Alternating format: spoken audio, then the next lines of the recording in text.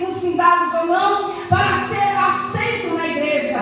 Mas eu louvo ao Senhor porque Deus levantou Pedro, e Pedro vai começar a dar ali um testemunho, uma palavra, e vai dizer que importa é que sejamos, irmãos, circuncidados no coração, que nós precisamos entender, eles não precisam mais da circuncisão física, mas do coração. Deus vai levantar Pedro, vai levantar Tiago, e ali vai ter um decreto acerca da circuncisão, acerca dessa situação. E o decreto foi feito. Então Paulo vai colocar no coração agora a ir pelas igrejas fundadas na primeira viagem missionária. Só que Barnabé vai querer levar João Marcos, e Paulo não vai concordar. Por quê? Porque Paulo tem entendimento do seguinte: se Marcos não estava preparado para a primeira missão e abandonou a gente na primeira missão, porque eu teria que levar agora? Marcos ainda não está pronto. E a Bíblia diz que houve uma discussão entre eles tão grande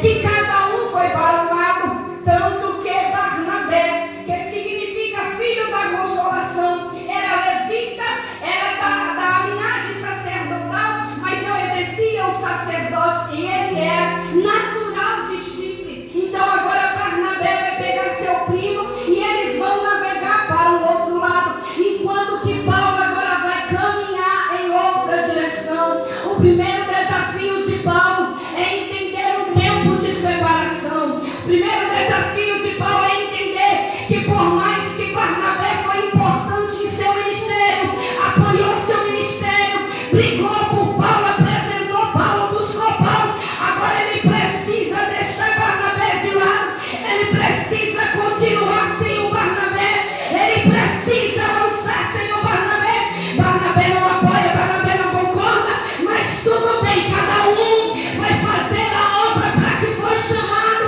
na direção que foi dada a Deus. Aleluia! Glória a Deus! É um tempo de expansão e a gente pensa, seria muito natural ter alguém experiente ao nosso lado.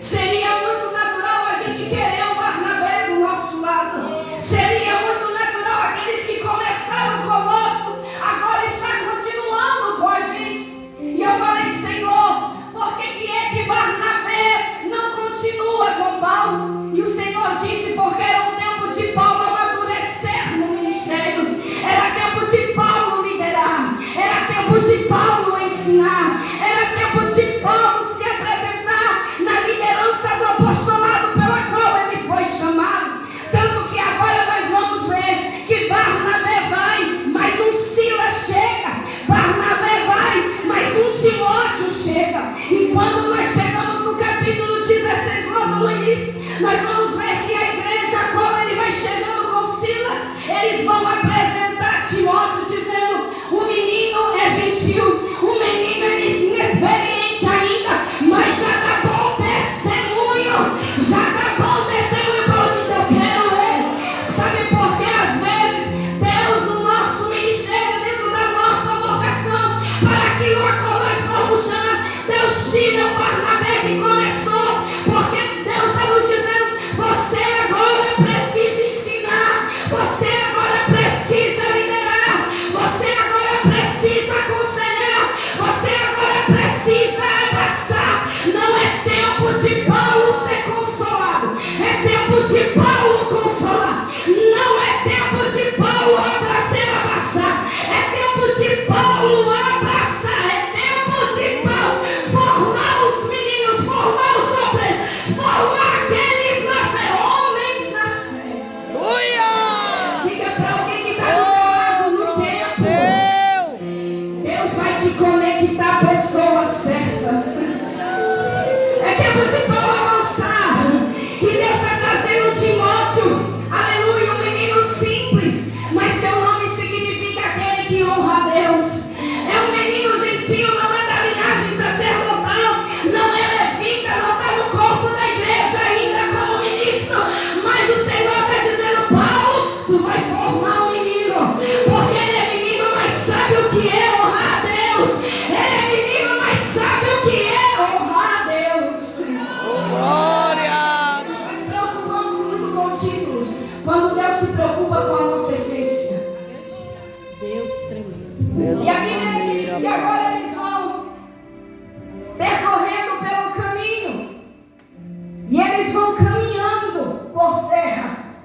E à medida que eles vão atravessando as cidades, era necessário atravessar os portões da cidade. E aí Paulo vai colocar no coração aí a Ásia Menor. Não a Ásia que conhecemos hoje, a Ásia Menor. E a Bíblia diz que Deus vai impedir, vai fechar a porta para Paulo não ir.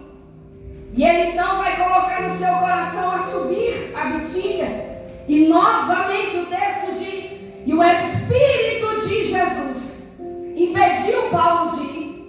Então por 2 vezes Deus vai dizer não para Paulo. A intenção de Paulo era boa. Ele tinha projeto de evangelização. Ele tinha um grande projeto, um grande plano. Só que a resposta de Deus para ele foi não. E o termo grego aqui, impedir, é colocar uma barreira. O próprio Deus colocou uma barreira para Paulo não prosseguir no sentido que estava no seu coração. O que ele tinha no coração era bom, mas a resposta divina foi não. E eu pesquisando, eu estudando, eu fiz uma pergunta: por que é que Deus impediu Paulo de ir na Ásia naquele momento? E eu estudando as Sagradas Escrituras, primeiro motivo, porque Deus não permite Paulo ir, é porque o espaço geográfico não era para Paulo. Eu vou repetir. Primeiro motivo que Deus impediu de Paulo ir é porque o espaço geográfico não era para Paulo. Quando nós estudamos as epístolas, que nós vamos ler a epístola de Pedro 1:1, nós vamos ver que Pedro vai dizer o seguinte, que foi ele que foi à Ásia e foi ele que foi à Bitínia. Então Deus não é Deus de confusão. Deus não é Deus de confusão. O que Deus tinha para Paulo naquele momento era para ele fazer história na Europa. Só que naquele tempo, quem ia fazer história na Ásia e Bitínia era Pedro. Sabe o que é que Deus me disse aqui? É que Paulo é tão sensível ao Espírito Santo. Paulo é tão obediente que ele não questiona Deus. Ele não murmura, ele não reclama porque Deus diz não. Ele é tão sensível ao que Deus está fazendo, que por mais que Deus não explique naquele momento, ele entende o seguinte: eu respeito a geografia que não é minha, eu respeito o espaço que não é meu, eu respeito a geografia, eu respeito o território, eu respeito o espaço que não é meu. E eu abro parênteses, irmão, eu vou falar o que o Espírito Santo hoje é tanta gente brigando por espaço, brigando por cadeia, brigando por território, mas ainda existe um Paulo que é sensível à voz de Deus, que é sensível ao que Deus está fazendo. Se o espaço não é meu, eu vou orar para que Deus mande outro, eu vou orar para que Deus use outro, eu vou orar para que o Senhor faça segundo a sua.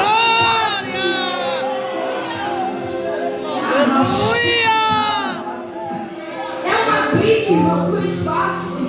É uma briga para a geografia.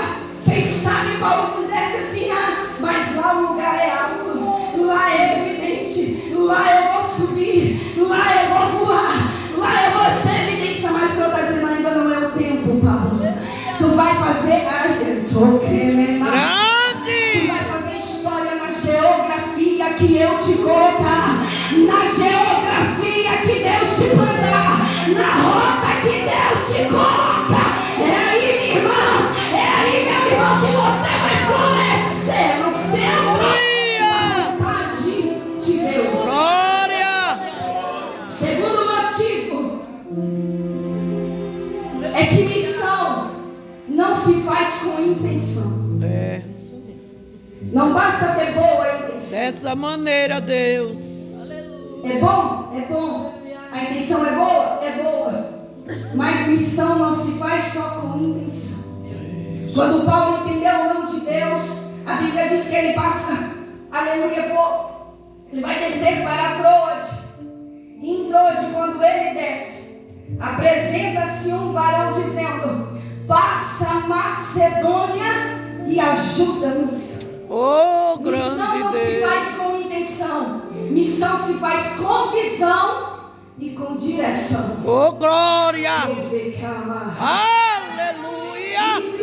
Nosso irmão, pastor Cleito, aqui disse, ele estava orando e o Senhor confirmou, não só com a intenção, mas com a visão que Deus deu para o outro falar para ele. É Deus dizendo, não se faz, não se cumpre ministério, não se cumpre chamado, e não só com intenção, não. É necessário descer na oraria, é necessário descer e buscar, é necessário orar, é necessário jejuar, para que o Senhor nos dê a visão. É preciso ter Oh, glória! é preciso ter direção.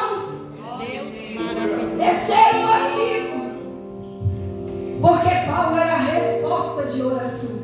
Aleluia! Quando nós vemos ele descer, imediatamente, rapidamente o texto diz que eles vão para a Macedônia e eles chegam numa colônia chamada Filipos. E nessa colônia havia ali mulheres que oravam à beira de um rio, porque elas não tinham liberdade e não tinham localização. Dentro dessa colônia romana não existia ainda uma sinagoga para elas cultuarem. E nós sabemos que em Roma, o Deus de Roma era César. Então havia ali os homens, os magistrados, eles não permitiam que essas mulheres prosélitas, porque ainda não eram convertidas ao cristianismo, mas já eram convertidas ao judaísmo, ou seja, já adoravam o Deus de Abraão, o Deus de Isaac, o Deus de Jacó. Aleluia! Mas o cristianismo ainda não tinha chegado ali. E olha só o que é que Deus faz. Deus fecha a porta para Paulo não ir à Ásia, nem ir à Bitínia, dá visão, dá direção para Paulo chegar em um lugar que ainda não tinha uma sinagoga para adorar, que não tinha ainda uma sinagoga de ensino, para dar ensino para aquele povo, mas já tinha gente orando, mas já tinha gente disperso, mas já tinha gente buscando. E eu quero entender que aquele varão que aparece para Paulo, naquela visão de noite, dizendo, passa Macedônia e ajuda, era a resposta de oração daquelas mulheres. Elas não tinham espaço, elas não eram ouvidas, elas não tinham liberdade. Mas o Senhor disse assim, eu vou enviar um Paulo, e Paulo vai ser reforço. Eu vou enviar um Paulo, e Paulo vai ser reforço. Eu quero abrir um parênteses aqui nessa manhã, porque o Senhor está dizendo, está chegando reforço em passagem ao peito. Está chegando reforço em passagem alta. Está chegando resposta de oração.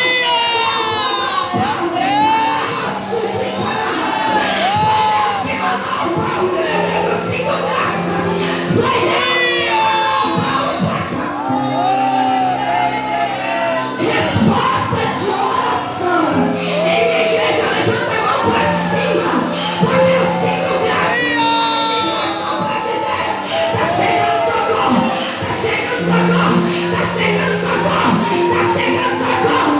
Só quem está recebendo socorro da parte de Deus, dá 30 segundos para. 30 segundos. A ele a glória, a ele o louvor. Ele pertence, ele está no controle. Ele está no controle, está chegando Paulo.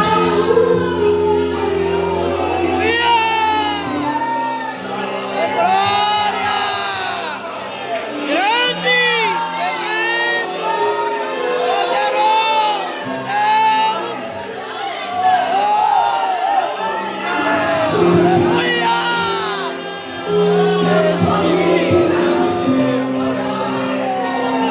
Aí a Bíblia diz, deixa eu correr.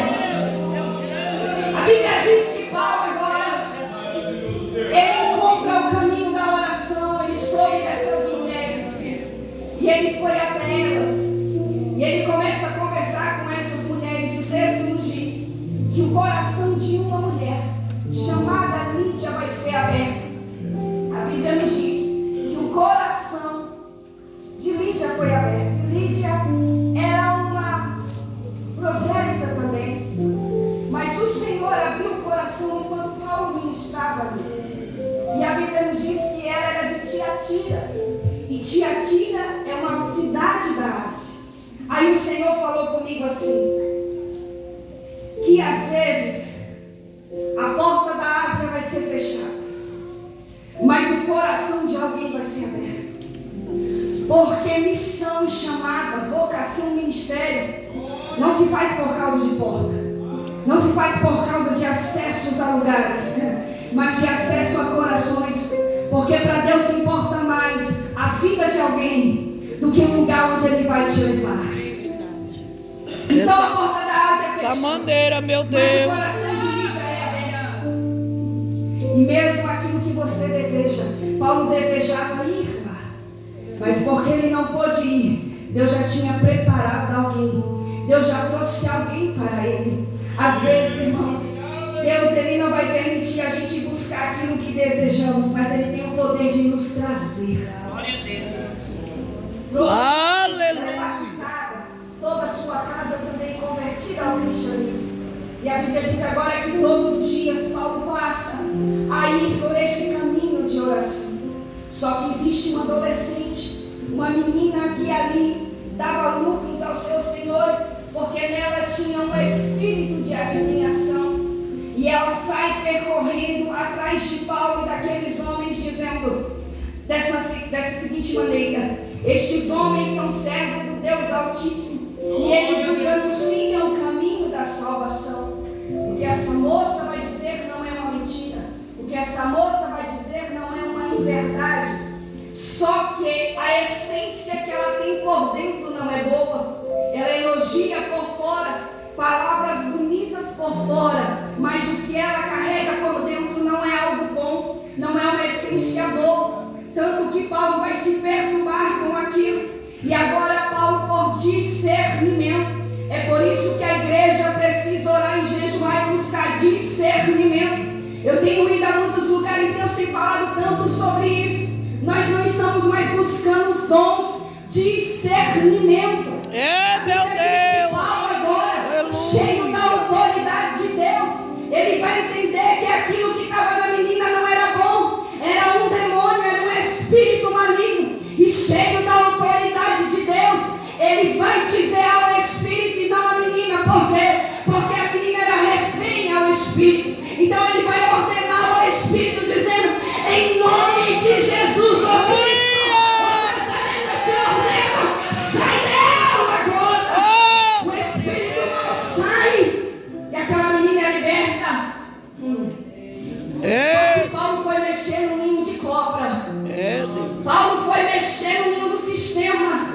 Foi mexer no bolso de alguém. E aí aqueles homens, eles então, percebendo que agora não tinha mais lucro, vão se levantar contra Paulo e Silas, vão fermentar uma multidão inteira contra Paulo e Silas, fazendo uma acusação gravíssima. Vão pegar eles, vão levar em praça pública, vão fazer uma multidão, irmão. Que coisa! Fermenta o povo, coloca coisas que não são verdade para o povo acreditar e coloca o povo contra Paulo e Silas. E a Bíblia nos diz que rasgam as suas vestes, açoitam Paulo e Silas, e agora vão dizer aos magistrados: olha, eles estão mexendo com a paz de Roma, eles estão perturbando a cidade, estão ensinando costumes que não é nossos. E aqui, igreja, era uma acusação muito grave, porque para Roma era algo terrível dizer que estava mexendo com a paz romana. E aí agora eles vão ordenar que Paulo e Silas sejam lançados no cárcere, na prisão. Só que Paulo e Silas eram romanos. Sabe o que acontece com muita gente? Não investigam, não investigaram a causa, já deram a sentença, já lançam a sentença, sem investigar se é verdade. Só que Paulo e Silas ficaram na sua posição. E sabe o que eu acho lindo, pastor Cleiton? É que Paulo poderia ter decidido ficar calado, mas Silas poderia ter dito: não, eu vou falar, eu estou com a razão, eu tenho o meu direito. Mas eles eram tão amigos na obra, tão amigos, que mesmo sendo ferido e eu passo isso com você. Se é isso que está acontecendo na sua vida, eu vou passar ao lado de você. Sabe por quê? Porque amigos de verdade não te abandonam na hora dos Meu Deus, amigos de verdade não te abandonam na hora das feridas, nas horas do açoite. Essa maneira, meu Deus. Que é leal a você. Até no silêncio, passando silêncio com você. Vai estar dizendo, eu estou aqui, Paulo. E o outro está dizendo, eu estou aqui, Silas. A gente vai passar porque Deus vai trazer resposta. O porquê desse processo. Aleluia! Essa maneira, meu Deus. Quem foi Drago que constrangeram o carcereiro a que lançassem eles no cárcere? Os estudiosos vão dizer que existiam mais de 400 cortes em seu corpo. Muito provável eles nem sentissem mais o seu corpo por tantas chagas e feridas que aquelas varas causaram. E a Bíblia nos diz que eles são lançados no cárcere. E o cárcere aqui me chamou a atenção, porque quando eu estava lendo, o Senhor disse para mim, filha, você sabe aonde é que ficava o cárcere interior? Eu disse, não, Senhor, vou estudar. Aí eu fui estudar. O cárcere interior era o cárcere ou a prisão mais distanciada de todas, mais escondidas de todas, mais longe de todas. Ou seja, o Senhor falou comigo, estão colocando Paulo e Silas no esconderijo. E uma coisa é, igreja, quando Deus nos esconde, porque Deus nos esconde. Verdade, Deus nos Deus. esconde para uma preparação. Essa maneira. Sim, meu Deus. Para sermos preparados para o tempo que Ele vai nos usar. Outra coisa é quando nós queremos nos esconder. Porque por medo, por nos sentirmos incapazes e até covardes, nós nos escondemos. Mas outra coisa é quando os homens querem nos esconder. Meu Deus. Outra coisa é quando os homens querem abafar. Outra coisa é quando os homens querem jogar o pano dizendo, aqui não prega, aqui não canta, aqui não aparece, aqui não tem oportunidade, aqui não avança, aqui a porta não abre. Eu estou dizendo, se depender de mim, vai ficar escondido, nunca vai aparecer. E por que é que os homens escondem? Porque eles têm medo da autoridade. Que os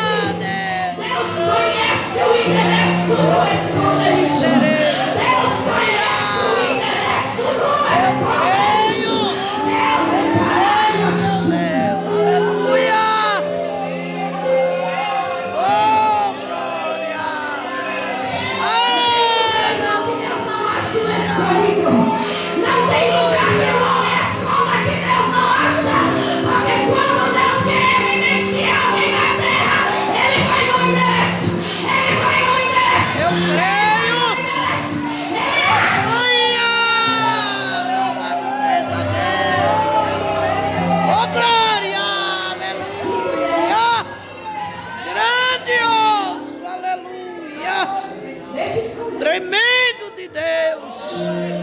Oh, glória. Bendito Deus. Oh, maravilha, lama. Aí,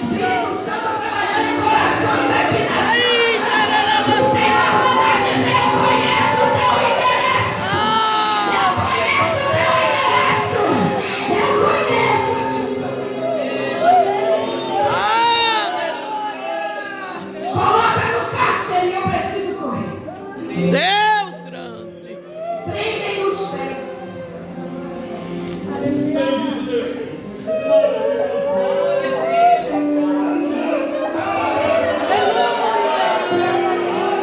Aqui no Brasil, Oh, grande Deus.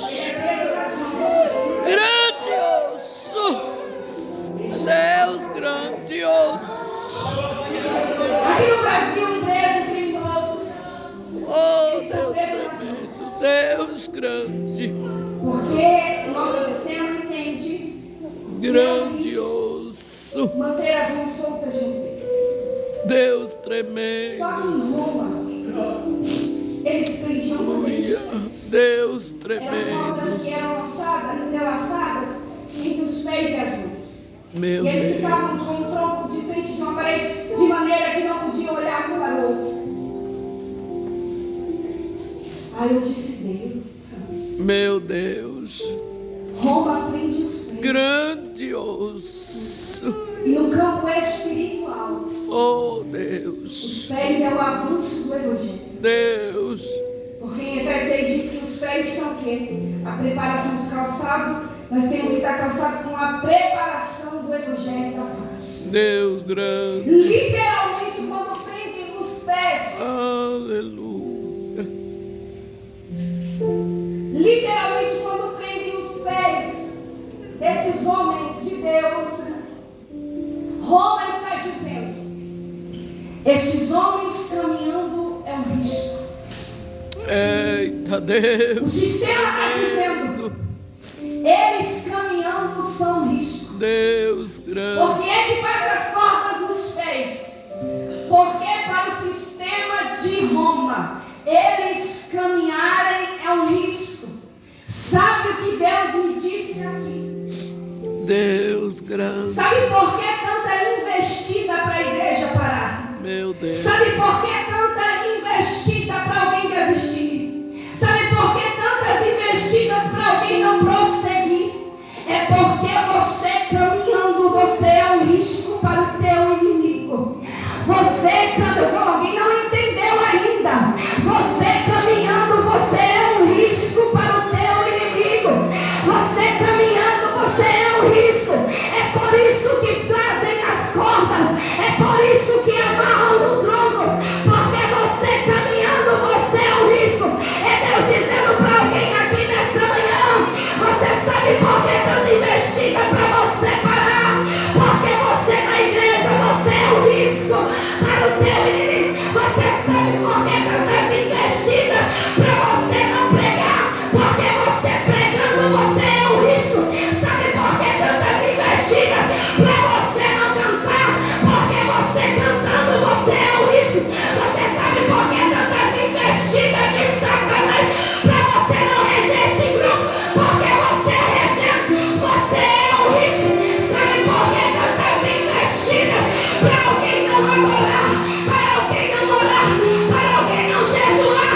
É porque você sendo uma bênção, você é um risco para o teu inimigo. Mas o que eles não sabem ainda é que o nosso Deus é especialista em cortar as cordas. O que eles não sabem ainda é que o nosso Deus é especialista em cortar as cordas.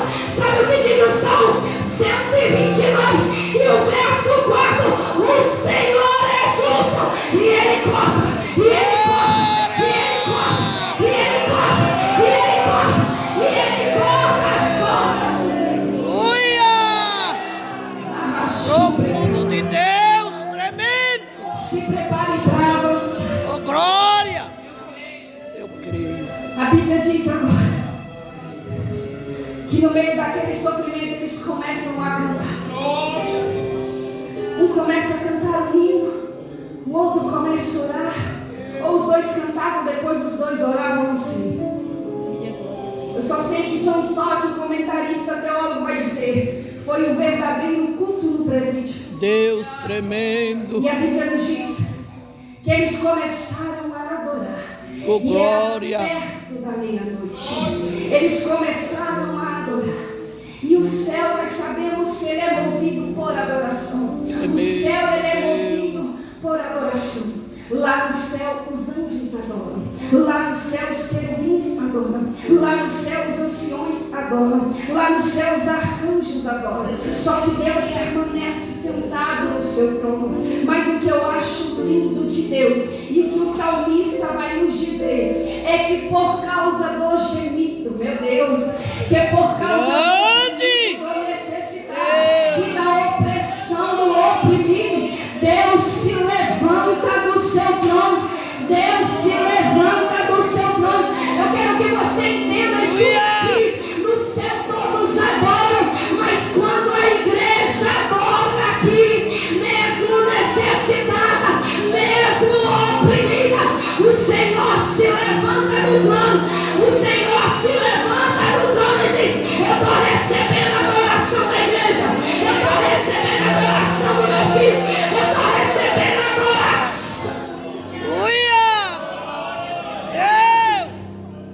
Oh, tremendo Deus fiel. Não vai dar para não fazer nada. Deus tremendo. Ferir os meninos, machucar os meninos, caluniar os meninos. Aí Deus diz assim: vou lá nas profundezas da terra. Aleluia. Vou nas placas tectônicas. Cadê o baterista? Fica pronto, baterista. Faz barulho de terremoto para a gente terminar aqui. Oh, Deus Deus. vai lá no fundo, lá nas profundezas da Meu terra. Deus. Ele olha para o Profundo de Ele Deus. olha para o necessário. Ele olha para o missionário, meu Deus. Ele olha para o pastor da igreja. Ele olha para a liderança. Ele olha para mim, Brasil, e vai dizer: não vai dar. Eu vou precisar sacudir essa geografia. Não vai dar para ser da mesma maneira. Eu vou precisar sacudir essa geografia. Quando de repente, barulho de terremoto. Quando de repente, os alicerces da prisão, meu Deus, os alicerces da prisão começou a ser movida. E todas as portas, todas as portas, todas as portas, eu estou dizendo nessa manhã, tem portas, tem portas, tem portas, tem portas, só que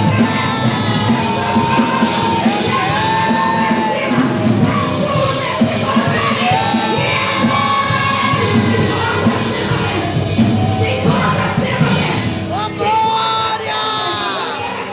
Eu creio, meu Deus. Aleluia. quando, aleluia, foi de manhã, os doutores mandaram: abram as prisões. Só que, irmão, eles foram capazes de romper a dor com uma canção. E porque romperam a dor com uma canção, eles abreviaram um tempo que naturalmente viveriam pela manhã. Mas porque cantavam à meia-noite, Deus diz: não. Os homens dizem que de manhã, os homens dizem que controla as portas. Meu Deus, só que por causa da tua adoração, à meia-noite na hora da oração, à meia-noite na hora da adoração, à meia-noite na hora que vocês estão cantando, eu vou abrir todas as portas. É Deus dizendo para a igreja nessa manhã: se você for capaz de adorar no meio da dor, se você for capaz de adorar, de levantar Deus canções, louvores e orações, mesmo ferido, mesmo machucado, se prepare, porque Deus vai abreviar